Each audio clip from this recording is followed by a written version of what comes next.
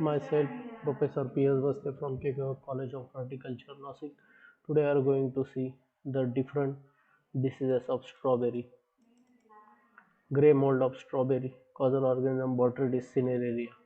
Symptoms: the disease, while regarded as a fruit rot, often starts early in the season as a blossom blight. In the cluster of blossoms on the main fruit stalk, one or more will show a blasted condition, usually with the disease extending part way down to the pedicel.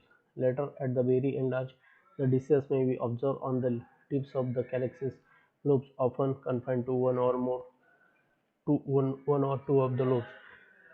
Infection on the berries may appear at any point.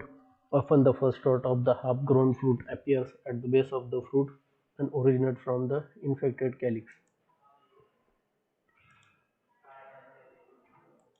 Management: picking and destroying old blooms and overwintered canes help in the reducing the disease. Avoid excess irrigation help the check of the disease. Fungicidal spray with triphenyl acetyl.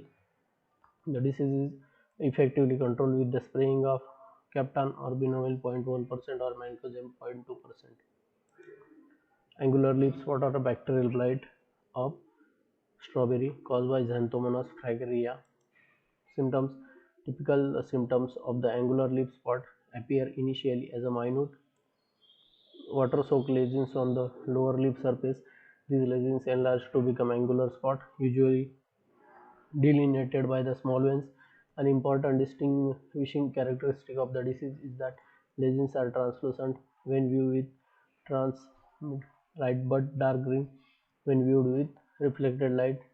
Under moist condition, lesions often have a viscous bacterial exude on the lower lip surface. When it dries, the exude form a whitish scaly film.